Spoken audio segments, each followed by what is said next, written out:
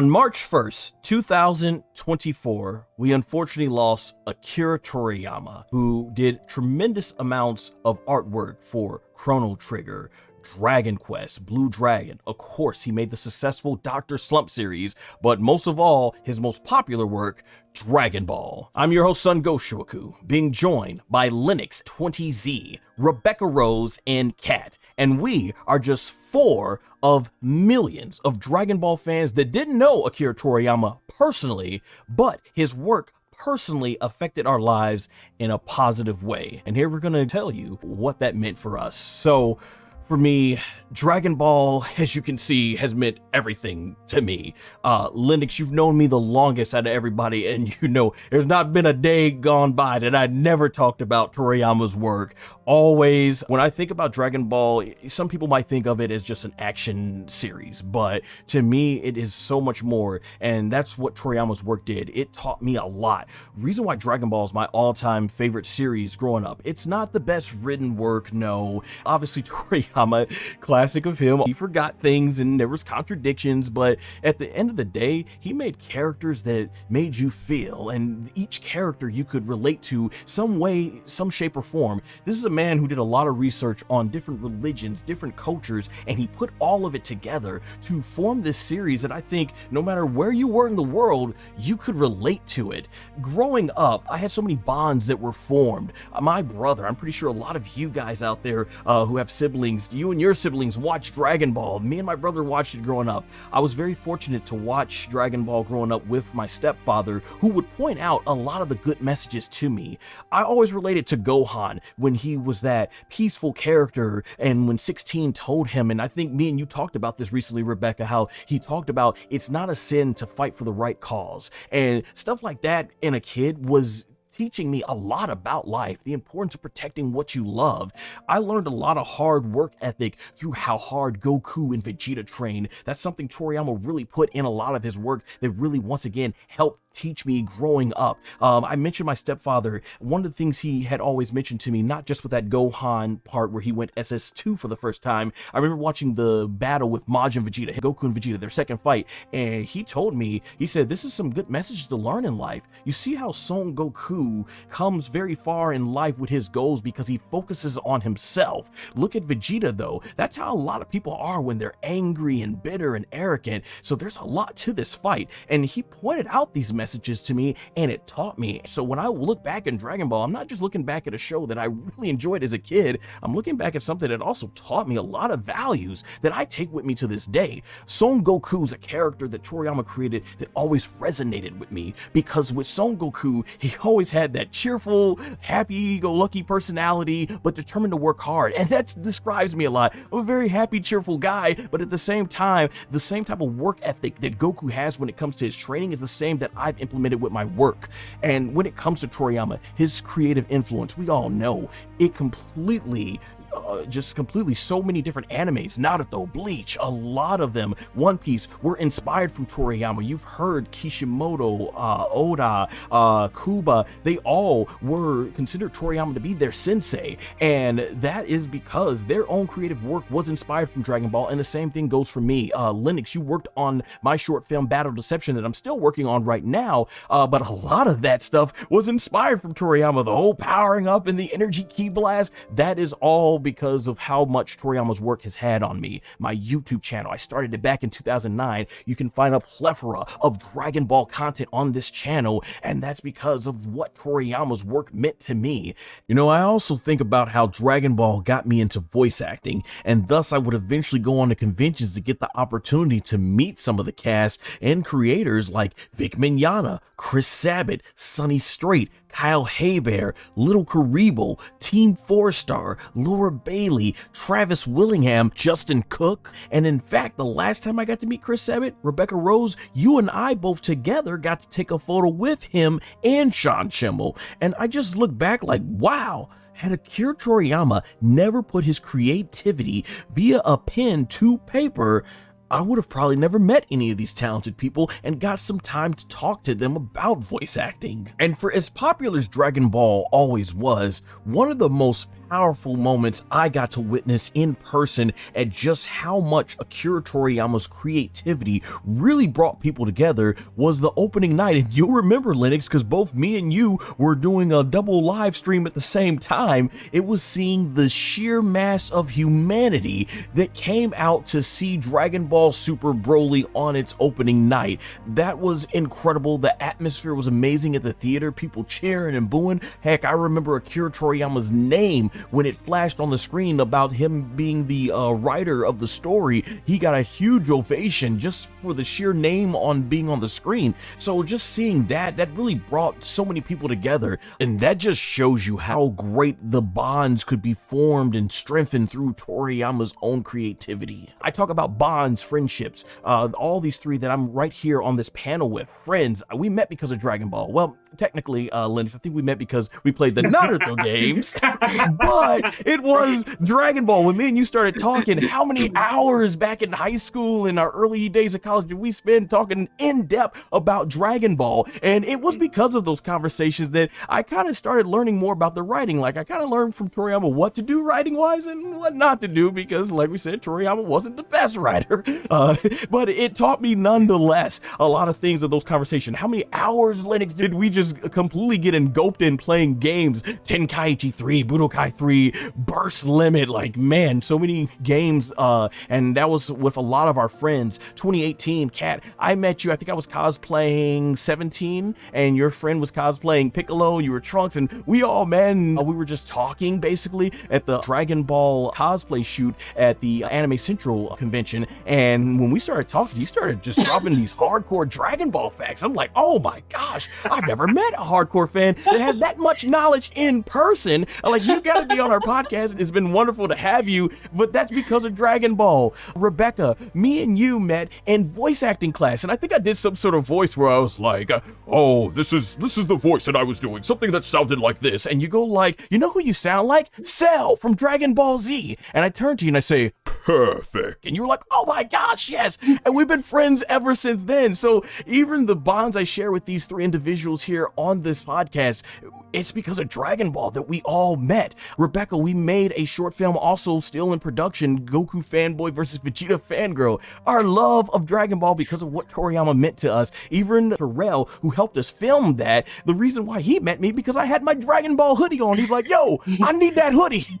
And it's just, man, everywhere I've gone, Dragon Ball's always followed me, and it just, man, my life would not be what it is creatively, professionally, or personally if it wasn't for Akira Toriyama's work. And when I got more in depth and learned about some of his other works, he really is the definition of persistence. Some people think that, oh, maybe he just started writing and drawing Dragon Ball and the rest is history. No, this man from the 1970s struggled. They did not want to approve his manga for much of anything. He kept getting rejected and rejected and rejected. And he's like, I'm not gonna stop until I make it. And then he made Dr. Slump in the early 1980s. And get this, he was already a multi-millionaire. He could have retired for the rest of his life after that. He was already an icon of Japan, but he still loved it, and he went on with Dragon Ball for 11 more years and became a global icon.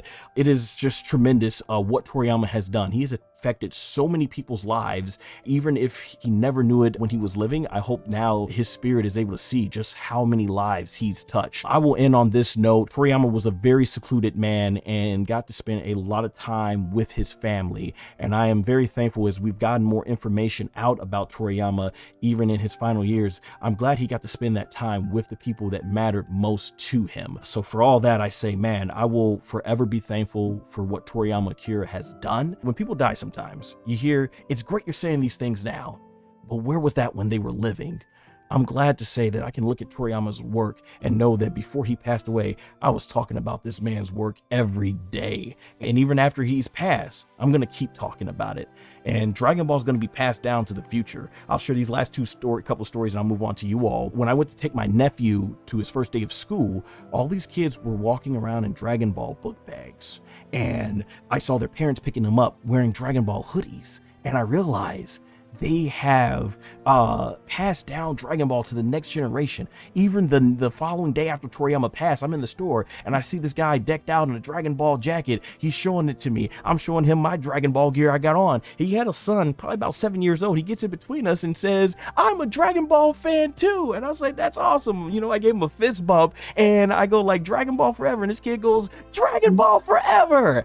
And, you know, it just makes me touch, because that tells me that even though Toriyama's gone, his legacy is going to live on. This 7-year-old kid, Toriyama just passed a few days ago, and this kid so young in his life already that he's saying Dragon Ball forever. And I think that's the beautiful legacy of what Toriyama Akira leaves behind. Rebecca Rose, I will let you go from here, because I know you have always mentioned you're a casual fan, and what I've always thought was remarkable about that is sometimes you have casual fans that they like a series, but they don't even know who the creator is. You know who Akira Toriyama was, and I remember after seeing Dragon Ball Super Broly, you made a tribute post to him saying, "Thank you so much for giving us Dragon Ball Super Broly." I always thought that was awesome, so let's take it away. What did Toriyama meant to you? So, a lot like you, obviously, I did grow up with Dragon Ball. And for me, it was, I grew up with Sailor Moon as well. And my first anime that I really connected with my brother, we were watching Dragon Ball. And we would like jump on our trampoline and be like, Kamehameha, or like kick each other like in the air and like do these flips pretending to be them. And like you said, we were talking about before, my favorite quote of the entire well, I guess it's hard to say the entire Dragon Ball series, but for me in DBZ, when Android 16 is like, "Gohan, you know, like it's not a sin to fight for what's right. Like some people, like words aren't gonna reach them. Like you're kind, but like this is what we have to do." And that to me always stuck with me, because I was like, dang, you know, like you always hear like violence isn't the answer, and oh, shows like this that promote violence, it's bad, but it's not all about just being violent. It's about like discipline and fighting for what's right sometimes, and protecting people who are weak and who can't fight. So I did learn a lot in watching Dragon Ball. And Akira Toriyama in general, I did grow up playing Chrono Trigger too. And I remember the only reason I started playing it because I was like, oh, this looks like Dragon Ball. Like, it's exactly, it must be the artist who's doing it. And so I just got into it. I'm like, wow, that looks like Bulma with blonde hair. And so in that way, his art really like influenced me. And then, of course, there are other animes that I watched. I'm really not that far in as I should be, I guess, but I'm in like 250 of like One Piece. So I'm still like a baby One Piecer or whatever you'd call him. But when I saw what Oda wrote too about Akira Toriyama, just like my heart is broken about like he was my sensei, he was someone I looked up to. It was so heartbreaking to see all that. And but like you said, it is very nice to know that people told them before, like while he was alive, how much they appreciated him, and I hope he knows how appreciated he was. And yeah, that was my influence, or that was Dragon Ball's influence on me. Beautifully well said. Linux, now me and you both have criticized the writing over the years with Dragon Ball. I know particularly Toriyama made one of your favorite characters, Gohan, and one of your least favorite characters, Vegeta. I get. I gotta admit, Dragon Ball gave us so much fun.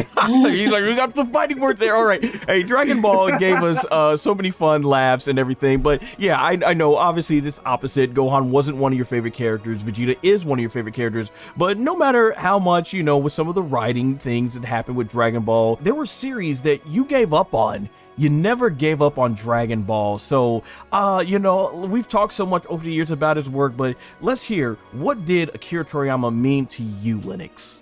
Oh, man. Dragon Ball specifically, as you said, flaws and all when it comes to the story writing, because you know how nitpicky I can be. There's something about his character writing that is very specific to Akira Toriyama. I'm someone who reads a ton of manga. I watch a ton of anime.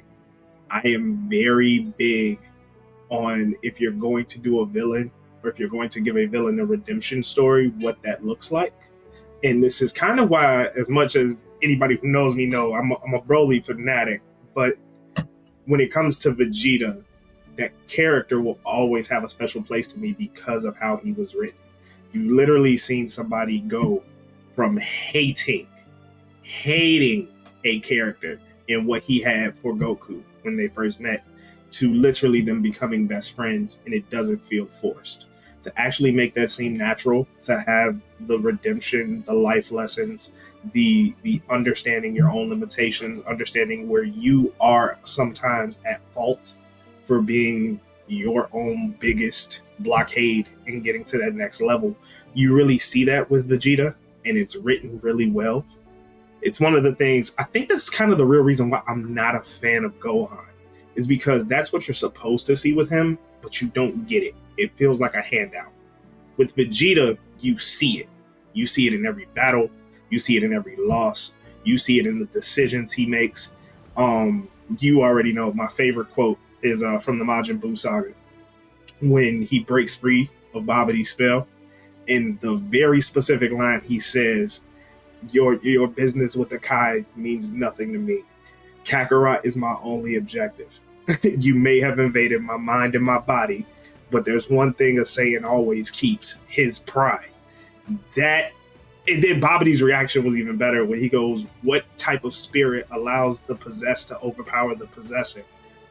That goes to show you the type of will, the type of fight that Vegeta had. Because if you go back early on in the series, Vegeta essentially gave up when he fought against Frieza and realized he couldn't do it.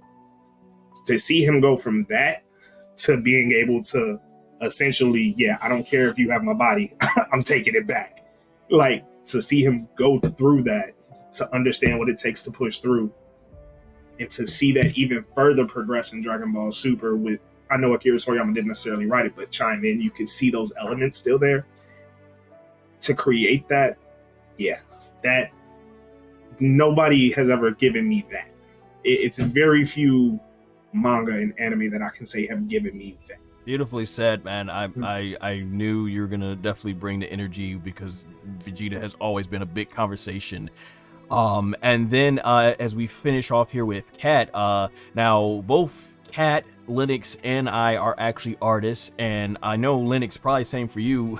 I grew up drawing Dragon Ball so much to the point I learned how to draw it from memory, and I'm pretty sure it was a big deal for you as artists. And Kat, you are Dragon Ball's all over your artwork, so go ahead and finish off on what Akira Toriyama meant to your life. Oh boy, it's so much to try to put into small words, but literally, if it was not for Akira Toriyama, I probably would not be an artist. I would have not fallen in love with it like I do. I've been in a lot of fandoms, a lot of anime fandoms, but the Dragon Ball fandom, I was knee deep in it, like during Tumblr back in, I want to say 2015 all the way up to like 2019, when it kind of died down before the Broly movie. And of all the fandoms I've ever been in, I witnessed the most beautiful artwork. I've read the most wonderful stories. And one thing about Dragon Ball, I think that separates it from a lot of shonen anime, is the lore of the world. It creates such an open lore that people are inspired to write these stories. I've read stories about what was it like when Vegeta worked for Frieza, and not just in a stereotypical way, but a really psychologically in-depth way that it really resonates with you because it could happen. And a lot of stories don't do that. They don't really open up their characters to bigger possibilities, so that anything that you insert automatically feels like, it can't happen. But Dragon Ball has these infinite possibilities of what can happen based, what you said, son, about the way that he writes, and what you said too, Lennox, the way that he writes, the way that he makes his characters is so uniquely Akira Toriyama. And being able to witness that in the fandom, and it made me want to write. I've spent so many hours, I wrote so many stories. I have a fan fiction and an archive of our own page where it's literally nothing but Dragon Ball stories, because it felt infinite. Anything could have brewed from that. Then you see these artworks that people are doing, and I'm like, I want to do that. I don't want to just draw like Akira Toriyama style, but I want to draw my style, but like Akira Toriyama style. And nothing else had made me feel like that. So literally, if it wasn't for him sitting down and writing Goku and writing the original Dragon Ball, I don't even know what my art journey would look like. I don't know if I would have reached the the levels of creativity that it did with me for writing, that it did with me for drawing. It introduced me, like you were saying, son, to some great people. I met people from Malaysia, from Greece, from Spain. I would have never talked to these people if I was not in this fandom. And the only thing that connected us was our love for these characters, specifically Vegeta and Bulma, like Chris Sabat. I met Chris Sabat, and all of these things that I think about sometimes in my life, some of the moments where I'm like, wow, I can't believe that happened, in some way involve Dragon Ball.